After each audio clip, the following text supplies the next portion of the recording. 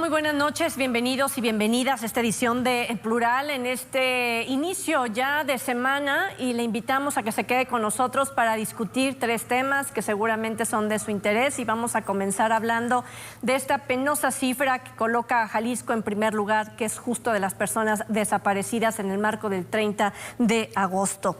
Vamos a hablar también, por supuesto, de lo que se avecina ya para los primeros días, para el primer día, de hecho, del mes de septiembre, que es el cuarto informe de gobierno del presidente Andrés Manuel López Obrador, y por supuesto los informes paralelos que siempre ha emitido a la ciudadanía en cada una de sus mañaneras, y si es que hay algo diferente o que nos pueda ofrecer diferente para este cuarto informe. Y por supuesto, hoy iniciaron clase millones de estudiantes en todo México, y con este inicio de clases también una prueba piloto que se llama Nueva Escuela Mexicana. Hablaremos de este nuevo programa o nuevo plan de estudios para educación básica, y me da muchísimo gusto saludar esta noche a nuestras compañeras y compañeros de mesa. Vania de Dios, ¿cómo estás? Qué gusto verte. Gusto verlos, muchísimas gracias, buenas noches, feliz de regreso. Iván Arrazola. Hola, buenas noches, un gusto estar aquí. Por supuesto, Lucía Maras, ¿cómo estás? Un placer estar en esta mesa, y sobre todo porque casualmente hoy somos tres mujeres. Padrísimo, ¿verdad? Súper. Alfonso Javier. Protestamos, somos minoría. También Sí, sabías pero que iba a por decir las eso, otras, ¿verdad? ¿no? Sí, bueno, claro. qué gusto estar, Hay de mesas veras. donde están cuatro. De veras, ¿no? Aparte, estas mesas con mayoría de mujeres son más intensas. El debate se pone mejor. Mucho más interesante. Así es. ¿Hay alguna diferencia? Y comenzamos con este tema cuando hablamos del cuarto informe de gobierno del presidente Andrés Manuel López Obrador, con lo que escuchamos todos los días, y amerita un cuarto informe, Iván. Pues mira, la pregunta que ponen sobre la mesa es ¿cuántos informes llevamos ya? Creo que hemos perdido ya la cuenta, creo que van alrededor de 15 informes, lo cual pues es todo un récord, ¿no?, para las administraciones. 15 informes en los cuales parece que el discurso es el mismo, ¿no? Sin embargo, ahora con esta campaña que estamos viendo de spots, me parece que salen elementos interesantes, elementos que de alguna forma nos llevan a un análisis más profundo de lo que ha sido esta administración. Estos spots que no dejan de sonar como si el presidente continuara todavía en campaña, ¿no?, machacándonos un poco esta idea de que nosotros no somos iguales, ¿no? Así empiezan los spots, y sacando cuestiones que se dieron muy al inicio de su sexenio, ¿no? Por ejemplo, está el tema de las pensiones, ¿no?, que le quitamos las pensiones a los expresidentes para dárselas ahora a los adultos mayores, y vemos cómo en esta imagen en Palacio Nacional un grupo al que él se refiere como venerables ancianos, que pues es un lenguaje, se supone, no se tendría que utilizar, pues vemos que el presidente sigue jugando con ciertos simbolismos, ¿no?, con ciertas imágenes, y concluye diciendo, bueno, porque ahora ellos mandan en Palacio Nacional, verdaderamente ellos son los que mandan, verdaderamente esta política de pensiones es algo innovador. No tendríamos que ver que, bueno, desde mucho tiempo antes, pues estas políticas de ayuda al adulto mayor pues se venían dando, ¿no? Esto en realidad pues no pertenece al presidente López Obrador.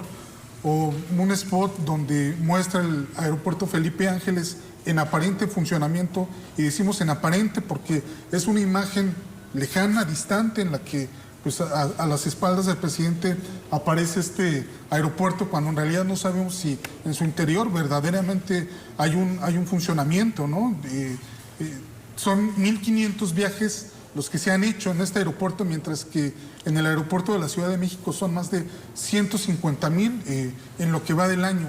Realmente, pues ahí nos tendríamos que cuestionar hasta dónde realmente esto que nos está informando el presidente es algo nuevo, porque además lo escuchamos todos los días hablando acerca de sus adversarios, hablando acerca de los gobiernos neoliberales, y en realidad pues este cuarto informe de gobierno parecería ser algo más, ¿no? Sin embargo, estas estampas, estos spots, pues nos llevan un poco a pensar realmente el presidente qué es lo que ha hecho, ¿no? ¿Qué es lo que realmente puede presumir, si es que hay algo que en verdad se puede presumir en este cuarto informe de gobierno, ¿no? Pareciera que está sacando ahí viejos temas como para nuevamente ponerlos sobre la agenda y tratar de mostrarnos algo, pero me parece que en realidad sigue sin informar a ciencia cierta qué ha sido este gobierno y qué es lo que podríamos esperar de él en los próximos años. ¿Algo que informar?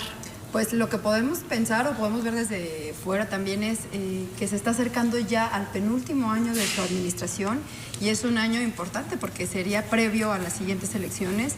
Seguramente lo que vamos a ver en el discurso de lo que estará dando los siguientes días va a ser un tema de meramente posicionamiento como lo ha estado haciendo, pero además también de mercadotecnia política. Y hasta ahora con lo que se han estado manejando los discursos es un tema de cambio. Seguramente los asesores que tiene el presidente Andrés Manuel López Obrador vayan a querer continuar con este mensaje de cambio ya en el cuarto informe y decir, por una parte, qué es lo que se ha logrado, sea cierto o no sea cierto. Por una parte seguramente va a ser eso lo que vamos a ver y por la otra es aquello que no se haya logrado todavía o que esté en vías de hacerse, echarle la culpa a alguien más que no se ha logrado por los neoliberales o por lo que son los que están en contra, etcétera, etcétera.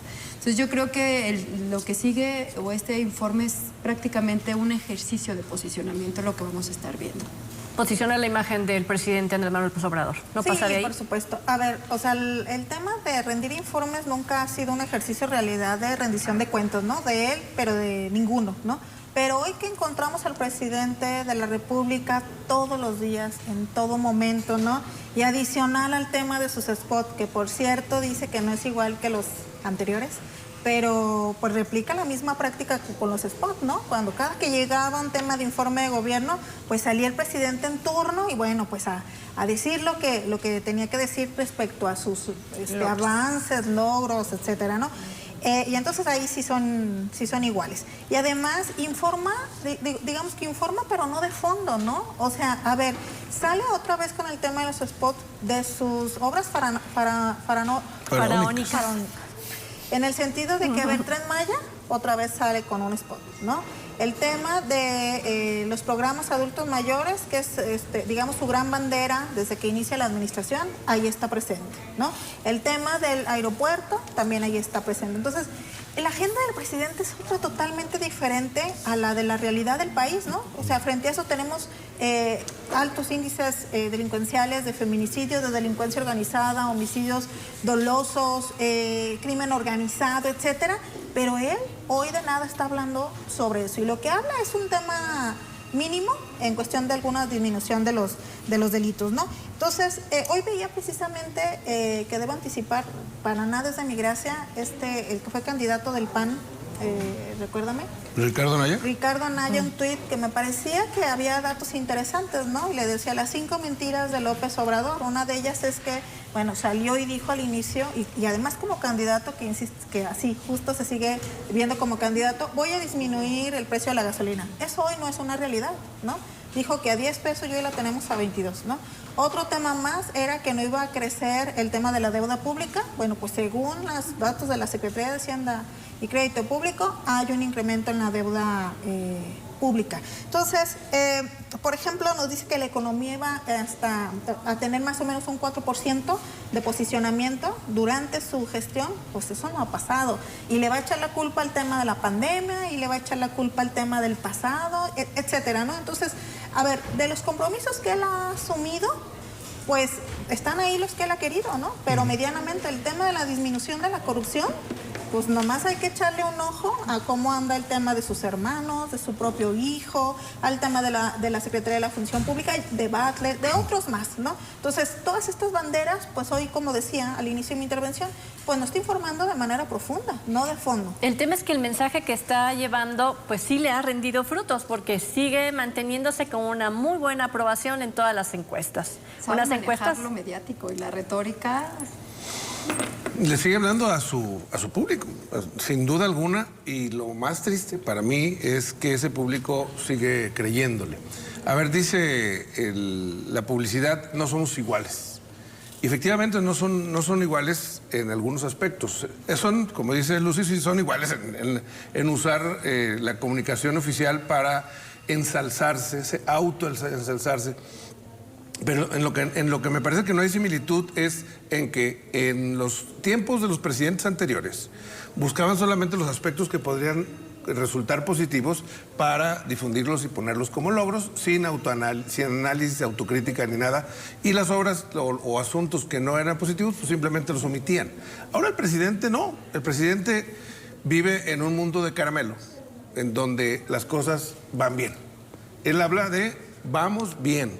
Y cuando habla de vamos bien, pone ejemplos como en los tiempos de los conservadores se dedicaron a acabar con los trenes en este país y habla pues de que se acabó el transporte ferroviario. Y dice, en cambio nosotros estamos haciendo un Tren Maya, como si hacer un Tren Maya supliera al tren que va de Guadalajara a México o el que va de México a Veracruz. O hablara de todo un cruce de la República Mexicana para llevar y traer mercancía, por ejemplo, no solamente al interior, sino que representara una vía de exportación de, ¿no? Así es, y dice el presidente, vamos bien. Y como dice Lucy, ¿en cuál aspecto? ¿En la seguridad? Hay más muertos que en ninguno de los otros sexenios próximos inmediatos. Hay más delincuencia, más violencia. El país está en llamas.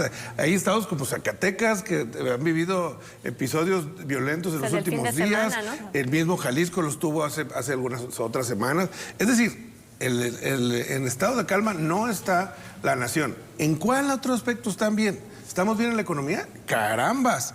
Vamos revisando la tasa de crecimiento.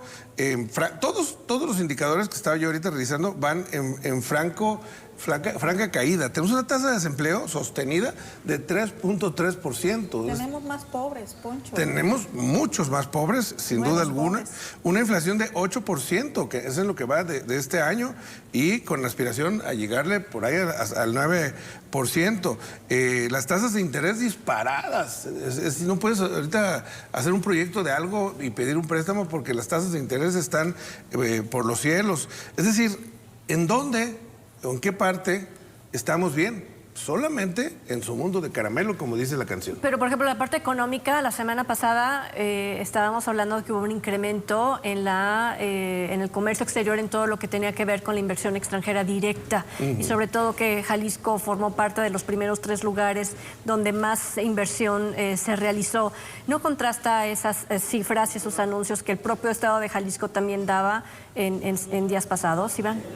Mira, si nos vamos a hechos contundentes, directos, simplemente piensen en el precio de la tortilla, un alimento que es fundamental para las y los mexicanos. 25 pesos, 30 pesos. Ese dato, Trini, nos dice mucho de lo que es la economía de este país en este momento. Se prefiere subsidiar la gasolina a subsidiar un alimento tan importante como la tortilla. Entonces, podrá llegar toda esa inversión, pero bueno, tal vez de lo que querríamos saber es qué pasa, por ejemplo, con el control de la inflación. Se anunció hace meses un plan, supuestamente pues para contenerla. Que no se ha dado nada. Tenía tópicos de seguridad, ¿no? Vamos a cuidar más las carreteras, ¿no? Bueno, pues eso se tendría que hacer con plan económico o sin plan económico. Pero que inclusive diga, ya terminamos con la impunidad, ¿no? Hay un spot en el cual sale la Guardia Nacional detrás, está junto al secretario de Gobernación, la secretaria de Seguridad Ciudadana, y dice, ya terminamos con la impunidad. Es realmente algo, me parece hasta desagradable, ¿no? De mal gusto. Ofensivo, diría yo. Hablar de ese tipo de situaciones o decir que el AIFA es el mejor aeropuerto de América Latina. O sea, eso realmente raya ya en una pues mentira bastante seria, ¿no? Cuando pues, es una obra que no funciona ni al 10%. ¿no? En una realidad alternativa. Creo que es evidente que los hechos son muy distintos a lo que hay en el discurso, y si lo vemos desde un aspecto de la comunicación, lo que está haciendo es eso, o sea, está manejando el discurso y él sigue minimizando las crisis, que evidentemente son muchas las que se tienen sobre la mesa y que son prácticamente los hechos que hay, pero en el discurso hay otra cosa. Y como dicen, él continúa con buenos números porque en el discurso él es el que lo sigue manejando y él es el que sigue manejando los temas que hay sobre la mesa. Y él, a lo mejor, como decías, en el mundo de caramelo, o sea, si lo vemos desde la retórica y de lo que está manejando su narrativa, en esa narrativa para él todo está bien. Y quien trae ahora sí que la batuta de la narrativa termina siendo el presidente. Seguramente este informe vamos a ver que todo está perfecto, incluso las obras que están inconclusas, todo el daño que se está haciendo, las miles de kilómetros que se están afectando también con lo del Tren Maya. O sea, hay muchísimas cosas que son como donde se tiene que poner el ojo, y evidentemente, como decía Poncho también, pues en este discurso no va a haber nada de eso, absolutamente nada. De hecho, conversábamos con un ingeniero sobre carreteras federales y comentaba precisamente que lleva un retraso más o menos de 10 años por la falta de inversión. Hay una inversión que tiene que hacer el gobierno, no solamente estar recibiendo recursos y estarlo proporcionando en becas para estudiantes o becas o programas para personas de la tercera edad, etcétera, sino que tiene que haber un recurso para fortalecer la obra pública, ¿no? Que se mueva el dinero en el país. Ahí es donde estaría reprobado el presidente Andrés Manuel López Obrador, y los logros entonces estarían solamente en aquellos que están haciendo la iniciativa privada. A ver, Trini, un poco en el hilo que llevamos, ¿no? En esta realidad alterna que tiene el presidente de la República, y que además en este afán de decir que todo va bien, pero si nadie, como la oposición, dice que está mal y además evidencia justo eso, que están mal, pues entonces no hay esta parte de comunicación, ¿no? La única que prevalece desde el punto de vista, y me parece que es muy acertado, lo comenta Vania, pues es la comunicación que maneja el presidente, porque no hay más, no hay quien más quiera comunicar que no hay avances, que no es cierto que no hay corrupción, que no es cierto que se terminó con la impunidad y otros temas más.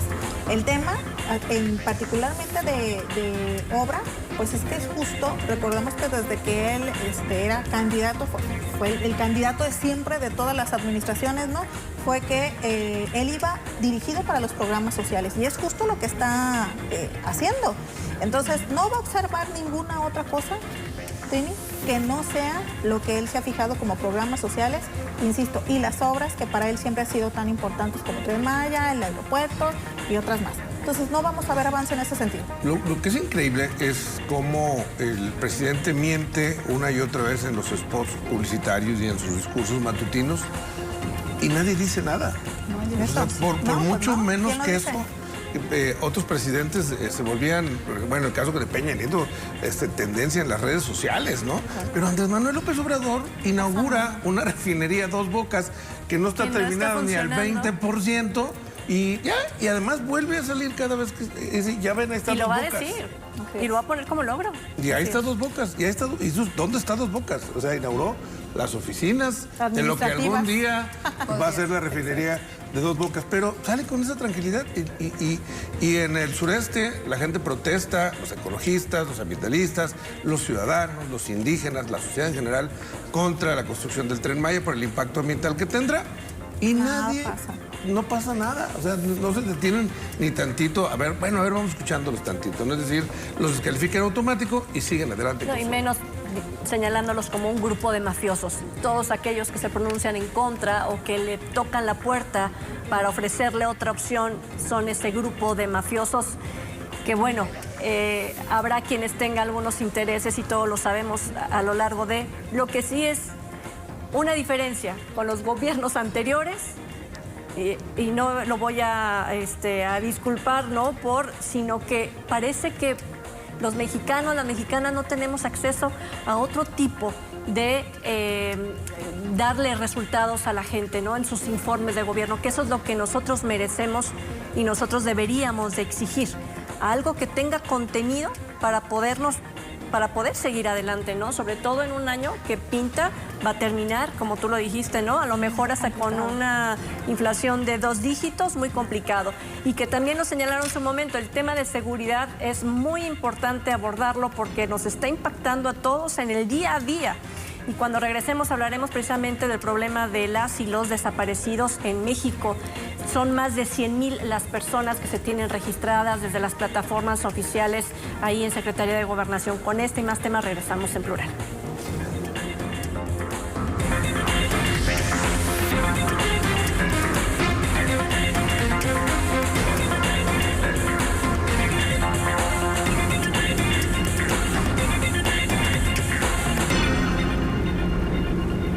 Bueno, ya estamos de regreso en Periodismo en Plural y hace un momento platicábamos de esta situación de inseguridad que priva en México. Sin duda, Jalisco también está en un problema muy difícil cuando hablamos de la desaparición de personas. Es que el día de mañana, martes 30 de agosto, será el Día Internacional de las Víctimas de Desapariciones Forzadas.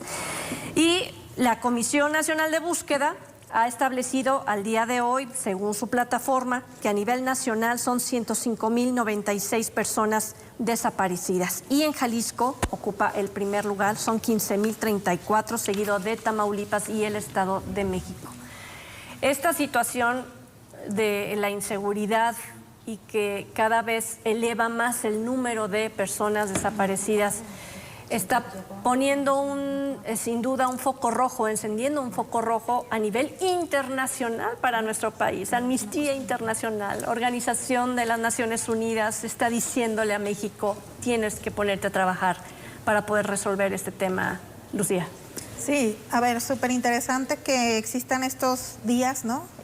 Porque nos hace justo reflexionar cómo este tipo de delitos, particularmente desaparición forzada, es un delito que nos afecta a todas y a todos. Es decir, no solamente a la persona desaparecida, sino a su familia, que luego corresponde como una tortura permanente hasta en tanto no se encuentra la persona, ¿no? Y por otro lado, a todas las demás, porque nos vivimos en un sentimiento de incertidumbre, ¿no? De inseguridad, de violencia, etcétera, ¿no? Y hemos aclarado también aquí en este espacio cómo hay una diferencia entre desaparición forzada y personas desaparecidas, ¿no? Que decimos, la desaparición forzada particularmente tiene que tener una intervención el Estado, ¿no? O el aval del Estado, ¿no? Lucía no forma parte del gobierno, digamos, pero Poncho que sí, me da el aval para que yo desaparezca una persona. Entonces, resulta sumamente vulnerante de los derechos humanos los dos tipos penales, pero particularmente la desaparición forzada, porque son instituciones las que se ven involucradas en justo eso, desaparecer a una persona. Entonces, este Día Internacional justo nos hace reflexionar cómo las víctimas no solamente son quienes desaparecen, sino su círculo más cercano, pero también nosotros como sociedad, ¿no? Y cómo también desde acá, desde la perspectiva académica, ha faltado una política pública integral a nivel federal, estatal y municipal, justo que inhiba este tipo de delitos. Porque este tipo penal tiene, uno de los objetivos que tiene es causar terror en la población. ¿Por qué? Pues porque ya sé que muy cercano a mí desaparecieron a una persona, ¿no? Porque luego otra vez me enteré que a la cuadra de mi casa desaparecieron a otra persona. Entonces, por supuesto que causa terror en las personas, ¿no? Sí. Y ese es uno de los objetivos de este tipo de delitos que, por cierto, se considera de lesa humanidad, pero además también se encuentra como un tipo penal imprescriptible. Es decir, aunque pase el tiempo, que pasen los años, no prescribe el tema del ejercicio de la acción penal. Y además, instrumentos internacionales justo han hablado de manera muy fuerte sobre este tema. Es decir, México, Jalisco, las entidades federativas no han asumido este tipo penal solo porque sí, sino porque normalmente tenemos una presión internacional que nos dice, oye, México, inclusive sentencias de la Corte Interamericana, ¿no? Con personas desaparecidas, oye, ten cuidado con esto, particularmente el Estatuto de Roma, que fue en el 2002. Y también recordemos que en el año pasado, en noviembre del 2021, vino precisamente el Comité contra la Desaparición Forzada aquí a México, que hay que decir, es la primera vez que viene. Es decir, si pudiéramos reconocer algo a esta administración a nivel federal, es que dio entrada a que hicieran investigaciones, a que fueran a las entidades federativas a hacer un tema de investigación, no solo académica, sino de obtener información. Eso sí se permitió por parte del gobierno mexicano. Y entonces, justo eso, vienen a decirnos cómo estamos en materia de personas de desaparición forzada. Y los datos, bueno, ya los decías tú, ¿no, Trini? Totalmente alarmantes, porque normalmente esperaríamos, o por lo menos desde acá, que fuera un particular quien desapareciera a otra persona. Pero en este caso, insisto, es el propio Estado quien desaparece a otro. Los dos tipos penales son complicados, difíciles de comprender, ¿no? Pero que el Estado lo haga, me parece todavía mucho más vulnerante y grave. A ver, normalmente esperaríamos que nadie no desaparezca. Nada, ¿no? Sí, claro. Hemos aprendido y bueno, pero que en un de conflicto alguna de forma particulares haya Sí, una claro. autoridad que venga Que pueda a y resuelva, de que alguna investigue y forma, persiga el hasta delito. Lucy hace testimonio de esto que les voy a decir. Hemos aprendido a convivir con este término de persona desaparecida como si fuera uno más de los delitos ordinarios. Robo, asalto, homicidio, persona desaparecida, robo de bicicletas y de camiones, etcétera, ¿no? Y no, a ver, los delitos, por ejemplo, los que tienen que ver con robos o asaltos, tienen su origen, tienen su causa muchas veces en la pobreza, en una serie de circunstancias que tienen que ver con la sociedad, y el efecto es pues, la necesidad que lleva a la delincuencia a tratar de conseguir dinero. La desaparición de personas, yo no encuentro cuál es el origen de esto. O sea, es decir, más allá de que si fue el narcotráfico, que si fue el Estado, que si, etcétera, se ha vuelto, o sea, nada más en Jalisco hay 13,463 al 31 de julio personas desaparecidas. O sea, desaparecidas es, si nos ponemos un momento a reflexionar, no está la persona ya. O sea, ¿dónde está Juan? El que estaba aquí, ya no está. ¿Dónde está? Y bueno, ahí podemos encontrar toda una baraja de posibles causas de la desaparición, desde pues la fácil del Estado, ¿no? Andaban malos pasos. Criminalizar. Andaban malos pasos, sí. Se fue por voluntad propia. Se fue por... que también ocurre. O sea, es decir, una serie de circunstancias, pero... Que por eso se reduce la cifra, porque es no localizada, ¿no? Persona no localizada, que es diferente a desaparecida. Claro. Pero al fin de cuentas no sabes dónde está. Pero cuando la tienes en este segmento de no localizada es porque todavía o pudiera la autoridad estar pensando que se fue por voluntad propia, ¿no? Así es. Y nos hemos acostumbrado al término y al delito como si fuera algo normal, cuando en otros países, en los países más desarrollados, pues esto de las personas desaparecidas son cosas excepcionales, ¿no? Que una persona la secuestró un loco y la mató, o que hubo diversas causas de personas que ciertamente desaparecen, pero que es una minoría, no como aquí, que es un delito que pareciera más común y, como les digo, que entra a la cuenta así como de robo, casa, habitación, personas desaparecidas y demás. Jalisco ciertamente tiene uno de los primeros lugares en personas desaparecidas, pero también tienen, de acuerdo a las cifras que presenta el Sistema de Información sobre Víctimas de Desaparición, también un alto índice de localización de personas. De esas 13,000, han localizado, no son de esas mismas, 11,397, de las cuales 9,589 son personas localizadas con vida, 1,808 sin vida, y luego lo dividen por mujeres y hombres. Mujeres 3,945, de las cuales con vida 3,772 y 173 sin vida, que bueno, encuadra en los delitos que tienen que ver con el feminicidio. Se están haciendo esfuerzos en Jalisco, pero no son suficientes porque los índices siguen siendo altísimos, y lo más preocupante es, siguen las desapariciones. Y es algo que no es nuevo. Digo, nos podemos ir a la historia. México en el 68, ¿no? Y una forma en cómo se van repitiendo y cómo pareciera que la delincuencia se va enseñando a pulir los mecanismos para fomentar mucho más el miedo en la sociedad y todavía hacernos como con un nivel de criminalidad mucho más elevado y más sofisticado, que quienes somos personas de a pie, no entendemos ni siquiera, ¿no?, cómo podremos en algún momento salvaguardar nuestra integridad física y la de los nuestros, cuando vemos que son las autoridades aquí en Jalisco. A cada momento damos cuenta de que un policía, 2 o 3, están involucrados, detenidos, sin juicio, por haber sido parte del secuestro de una persona. Iván. Trini, las cifras son muy contundentes. De cada 4 personas que desaparecen, una va a regresar con vida. Sinónimo de desaparición es sinónimo de muerte en este país, y es un hecho contundente. Aquí hay dos situaciones, y la primera tiene que ver con, como lo dice Poncho, lo hemos normalizado, se ha normalizado. Una persona desaparecida más, una persona desaparecida menos, realmente no hace la diferencia. Pero ¿qué es lo que ocurre? O sea, quiero traer a la mesa, por ejemplo, casos emblemáticos como el de Maricel Escobedo, la historia de esta mujer que buscaba a su hija y encontró la muerte. Pero es un caso en el que ella tuvo que luchar, ella tuvo que pelear aún en contra de las autoridades, que en todo momento parecían más un obstáculo para poder alcanzar su objetivo. Eso desnuda de manera completa al sistema judicial en México, que si tú vas y denuncias que un familiar desapareció, la autoridad no se va a hacer responsable de tu caso, ¿no? Eso demuestra lo complicado que es que en un caso de desaparición se haga justicia en este país. Y por otro lado tenemos la insensibilidad de la clase política. Recordarán ustedes hace algunos meses esta escena donde el secretario de Gobernación, Adán Augusto, hay un grupo de madres buscadoras que le pregunta a una madre buscadora, ¿usted confía en mí? Y la madre buscadora le dice, no confío en usted.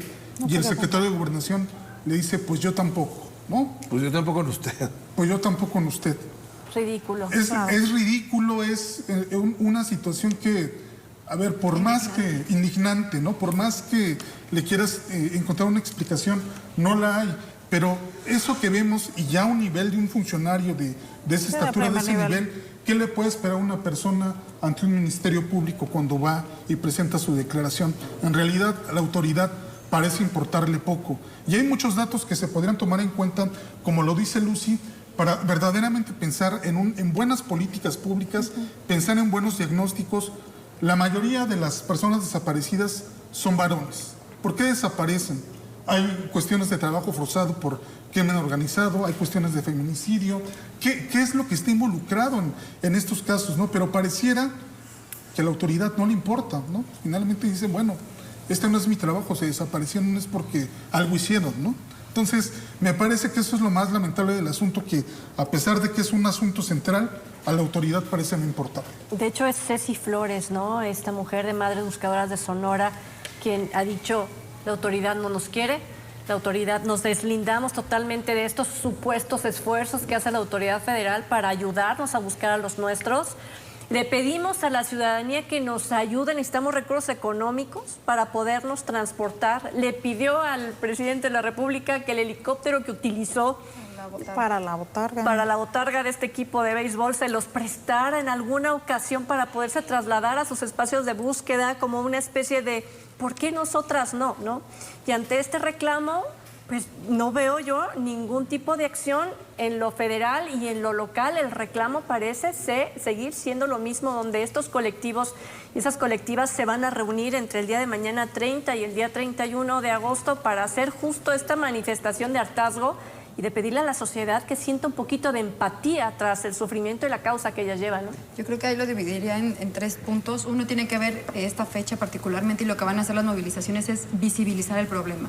Aunque pareciera que lo estamos normalizando, entre comillas, y que todos los días se ve cifras, se ven historias de verdad espeluznantes de personas que no encuentran algún familiar. Sirve para poderlo visibilizar y también quitar ese estigma, porque muchas veces era de, no, pues es que en algo andaba metida o en algo andaba metido, o sea, y que es una tontería. No puedes tú señalar eso y no puedes deshumanizar. Es una desaparición y es algo que no se puede hacer ni se puede concebir aquí ni en ningún lado. Entonces yo creo que punto número 1 va a servir para poder visibilizar, poder sensibilizar un poco más sobre el tema, y también quitar ese estigma. Un segundo punto es la labor que bien decías que hacen todas las madres buscadoras. Son valientes las señoras, están dejando hijos, están dejando toda su familia por ir a buscar a su familiar, algún hijo, hija o a alguien. Yo creo que, como decías, es estar viviendo todos los días una tortura, sin poder saber qué es lo que pasó con su familiar. La verdad es que mis respetos para todas esas señoras, es valiente lo que hacen y sin recursos. Muchas veces, en lugar de poder ayudar el Estado, lo que termina haciendo, como bien decías, termina echándoles tierra o haciéndole todavía muchísimo más difícil la labor. Habría que ver cuántas de esas cifras que están dando de personas que han sido localizadas, cuántos son gracias a la labor que han estado haciendo los colectivos de madres y todas estas personas. Yo creo que otro punto también sería la agenda pública. Si fuera 1, 5, 10, las personas desaparecidas no se pueden minimizar. O sea, no es un tema que puedes hacer a un lado y quedarte callado o voltearte para otro lado y hacer como que no existe, porque va a estar ahí y sí se necesita voltear a ver y sí se necesita ya tener por lo menos un trabajo, un proceso para poder facilitar la ubicación de estas personas. También muchas veces, lamentablemente, cuando se ubican es porque ya fallecieron o porque están las fosas clandestinas. Y por último, yo creo que es una muestra de un Estado ya que está rebasado. Está rebasado en crecimiento de violencia, está rebasado en impunidad y también en cómo se van fortaleciendo los grupos criminales. Bueno, nos vamos a la pausa, no sin antes decirle a la gente que hoy nos ve que hay un estudio que ha hecho el Centro Universitario por la Dignidad y la Justicia Francisco Suárez del ITESO, a cargo de María Alejandra Nuño Ruiz, que comenta lo siguiente: en algo andaba, y lo pone entre comillas.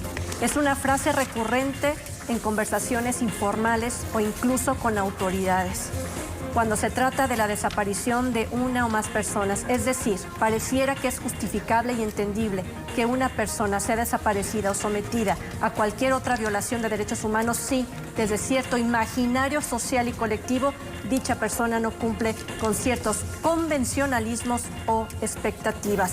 Así, por ejemplo, ser joven, ser mujer, salir de noche, consumir drogas, tener piel morena, vivir en zonas periféricas, ser migrante, pertenecer a la comunidad de la diversidad sexual, ser indígena o afrodescendiente, se convierte todos en factores de riesgo. Hacemos una pausa y regresamos.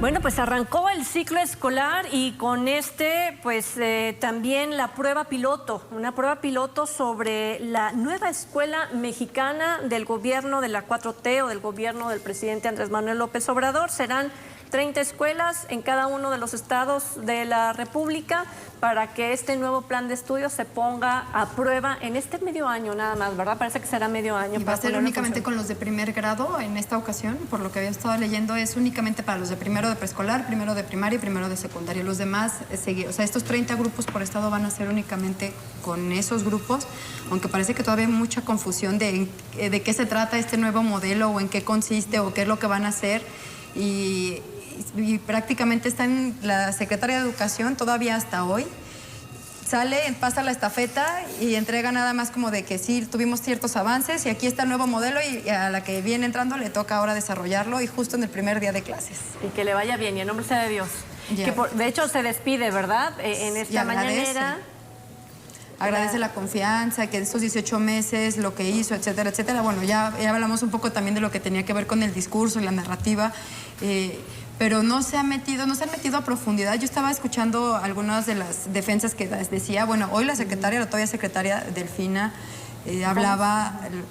decía que no eran ocurrencias, que iba a ser un piloto, pero que todavía se podían hacer algunas observaciones o se podían modificar algunas cosas. Y hace unos días también el presidente hablaba de que se trata de un programa que es bastante bueno, que no va a afectar a estudiantes y no va a afectar ni tampoco a los profesores. Sin embargo, decía otra vez que los medios de comunicación estaban poniéndole como saña en el tema y no estaban informando bien.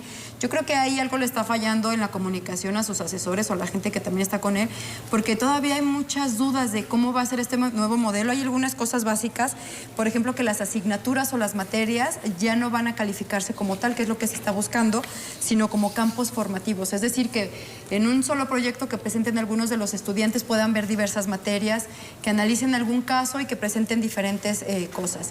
Ha habido varias críticas que yo creo que sí son bastante válidas, que están implementando un nuevo modelo de educación cuando ni siquiera se ha podido tener cifras claras, formales o serias del rezago educativo que hay, cuando todavía no se sabe cuál es la cantidad de alumnos que decidieron dejar o tuvieron que dejar los estudios de deserción escolar, y además tampoco ni un plan para poder contrarrestar todo esto que sucedió durante los 2 años de pandemia. Es un problema que todavía sigue y en cambio se están metiendo a hacer algunas reformas educativas. A ver, pero aseguró ahí en la mañanera que se había convocado a profesores y profesoras, a expertos y a los mismos niños y niñas. Sí.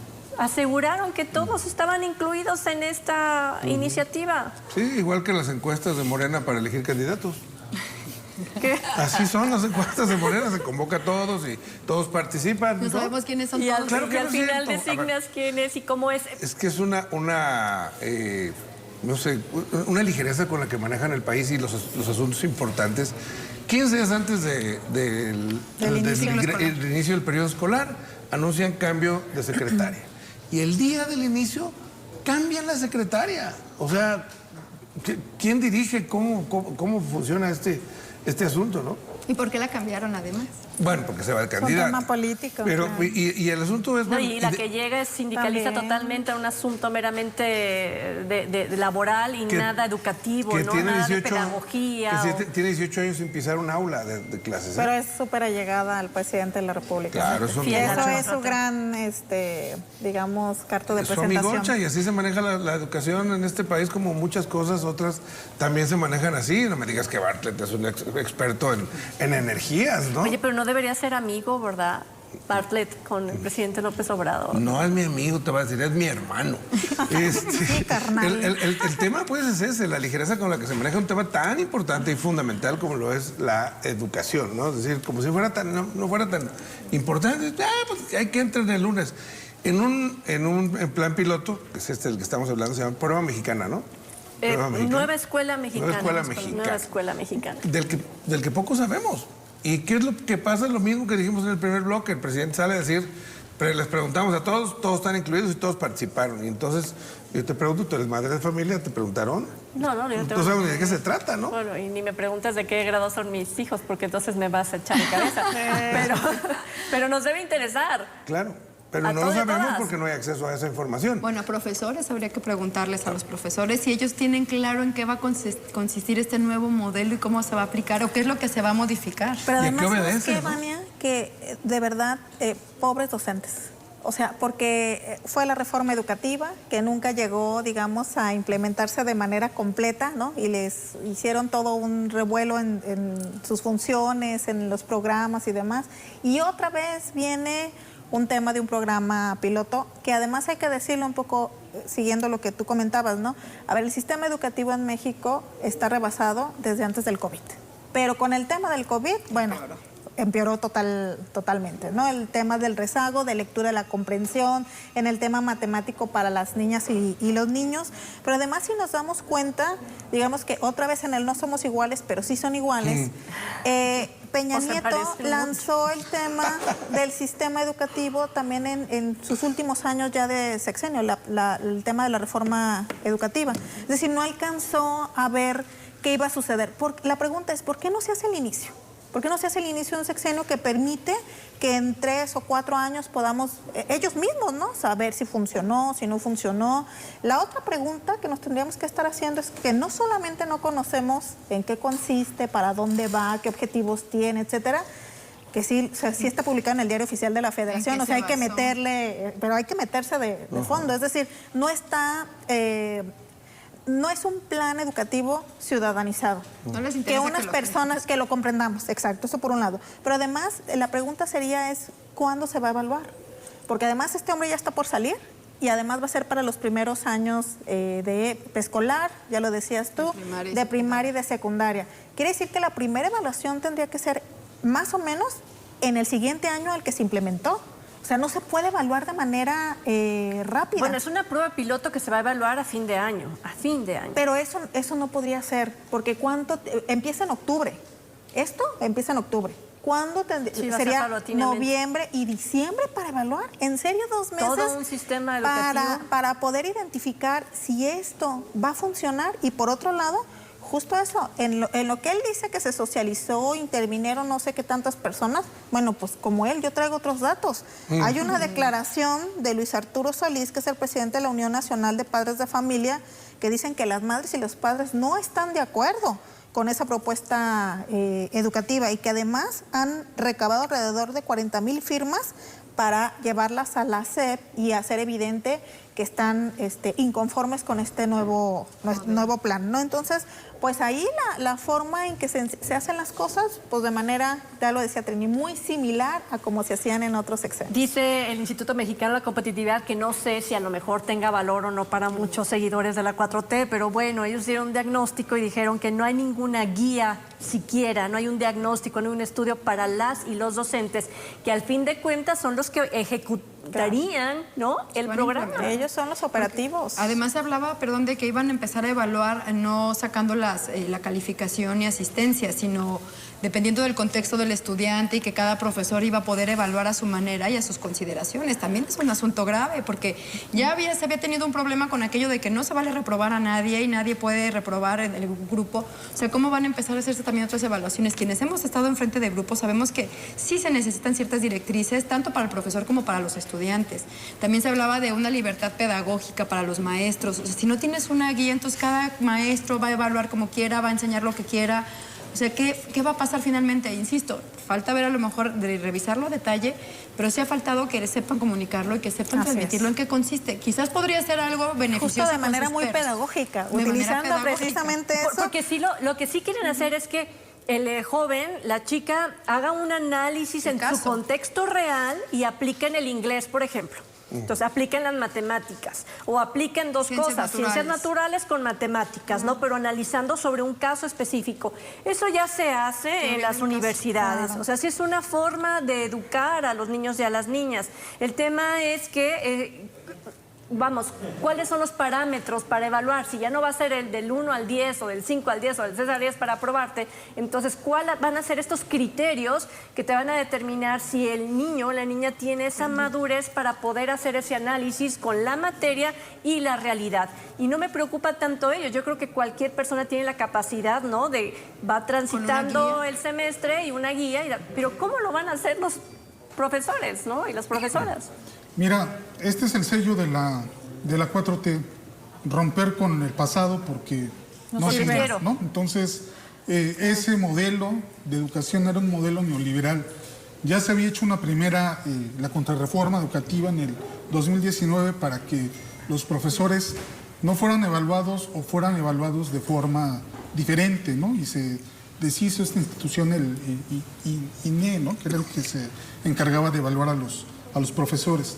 Pero ahora, esta propuesta no queda claro quién la hizo, porque definitivamente Delfina Gómez no la hizo. Me está preocupada ya por otras cosas. Todo indica a que hay un personaje muy polémico, que es Marx Arriaga, que es el encargado de los libros de texto gratuito, director de tesis de la no primera dama, el que está detrás de esta propuesta. Y que esta propuesta, pues entre otras cosas, propone eliminar los grados escolares, y ahora vamos a hablar de fases, ¿no? Entonces hay 6 fases, la fase 1 va de los 0 a los 3 años, la fase 1 va primero y segundo de preescolar, bueno, es todo preescolar, y así sucesivamente. Propone que ya no se hagan estas evaluaciones internacionales como la prueba PISA, porque eso realmente no es un referente para poder determinar si los estudiantes están aprendiendo o no. No ponen el centro al estudiante, sino ponen en el centro a la comunidad, porque la comunidad ahora es lo importante. Pero el diagnóstico, ¿dónde está? ¿Qué pasa con esos 3 millones de alumnos que dejaron de estudiar durante la pandemia? ¿Qué sucede, por ejemplo, con estas estadísticas que 6 de cada 10 niñas no tienen los conocimientos básicos en materia de matemáticas? ¿Qué pasa con esos cada 4 de 10 niños que no saben ni leer ni escribir bien? Comprensión lectora. ¿Qué va a hacer con eso el régimen?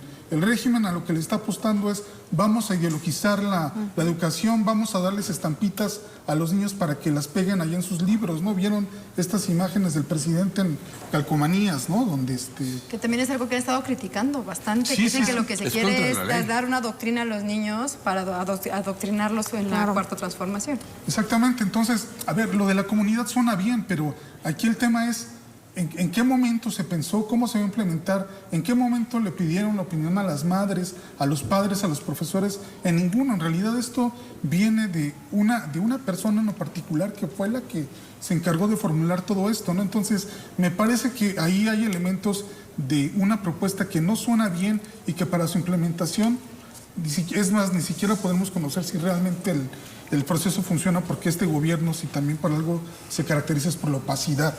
No merece una oportunidad el proyecto, el plan, ni siquiera merece darle una oportunidad de que lo exponga, de que lo aplique a esta prueba piloto y ver el resultado. Me refiero a lo siguiente: ¿recuerdan cuando en administraciones pasadas se dijo que se iba a conectar a todos los estudiantes en México, a todos, y en todas las regiones iba a haber conectividad? De hecho, se regalaron tabletas, unas tabletas que nunca se pudieron utilizar porque no tenían conectividad, porque la conectividad dependía de una empresa privada, de este gran monopolio de la comunicación. Y hasta la fecha seguimos igual. O sea, esta cantaleta no es de este sexenio, es del anterior. Podríamos entonces darle nuevamente un voto de confianza a esta prueba piloto y que demostraran que no son los mismos, o quizás con el ejemplo que he dado de las tabletas, solamente confirmar que son exactamente iguales. Pues es que se podría dar una prueba si supiéramos de qué se trata. Tampoco podemos dar una prueba a ciegas. Dices, pues Démosle la oportunidad, pues sí, a la ¿Pero oportunidad qué? a qué. Díganme ¿En qué, ¿en qué? ¿En qué Así consiste? es. ¿Para dónde va? Sí, ¿no? O sea, ¿cómo crees? Pues, ya mucho amor, ya 4 años de muchas con 4T oportunidades, y ¿no? muchas oportunidades y pues ok, ahí está nuestra confianza, pues, pero ¿para qué? O sea, ¿para hacer qué? ¿Qué sigue? Así es. O sea, ¿o de dónde? Porque además, ¿sabes qué, Trini? A ver, supongamos que digamos, hagamos la nuestra, ¿no? Pero para esto y con el objetivo que más o menos identifico que tiene que ver con que puedan resolver ya problemas reales las y los alumnos, ¿no? Que eso está bien. Una de las grandes habilidades que se tienen que desarrollar en ellas y en ellos es la resolución de conflictos, de problemas, etcétera, ¿no? Pero cuando no se tiene previamente esa habilidad y que necesitas otras más como el pensamiento crítico, pues quiero ver cómo A ver, nos tú eres va a ir. profesora. Sí, así es. Y entonces cuesta mucho trabajo, inclusive, fíjate, a nivel licenciatura, es más, me atrevo a decir a nivel maestría, que puedan tener una comprensión lectora, pero que además de eso, lo poco que les quede, puedan tener un pensamiento crítico. No hay forma. En algunas personas no hay forma. Entonces, imaginemos esa implementación cuando no tienes las habilidades, porque previamente no hubo la posibilidad de desarrollarlas, y que ahora de repente digan, ahí está el problema, ahora resuélvelo. ¿Al profesor? ¿Cómo? ¿Con qué? ¿Quién Al está profesor, quién está capacitando al la profesor? profesora, pero el gran problema lo van a tener las y los estudiantes, incluso las madres de familia, porque ahí está y resuélvelo. ¿Quién va a terminar resolviendo como hacemos las tareas? Lo vamos a hacer en casa. Así es lo que yo explicando visualizo. lo que no se entendió en clase Así y es. explicando lo que alcanzas a entender. Y también con mis herramientas, que sean muchas o pocas, pues lo que se alcance a hacer. Y que sabes que aparte esto, dice el presidente, su lema es primero los pobres. Y los pobres resulta que fueron los más afectados en todo este tema educativo durante la pandemia. Fueron los que no tuvieron acceso a tecnología, fueron los que no tuvieron acceso A Internet. a Internet. O a la cantidad de profesores, ¿no? Que se reunían para dar las clases en línea. Y acá no tenías profesores. Sabemos que el sí, que porque- cursa primero, segundo, tercero, cuarto y quinto están en la misma aula, ¿no?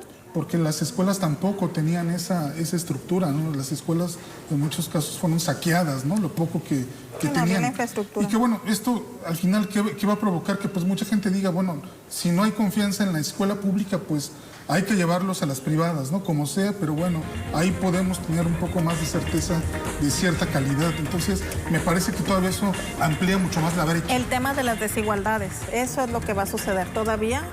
Coincido contigo, ampliar las desigualdades entre unos y otros. ¿Sabes de qué me acordé ahorita? En esta parte del pensamiento crítico, ¿no? De estos profesores que estaban enseñando a los niños y a las niñas a cantar y qué hacer en caso de una balacera Así es. en su entorno. Esa imagen tan dolorosa, ¿no? O sea, Es un contexto real, pero, o sea, no sabemos si realmente la estrategia era la idónea para enfrentar ese contexto que estaban viviendo. 100% de presencialidad.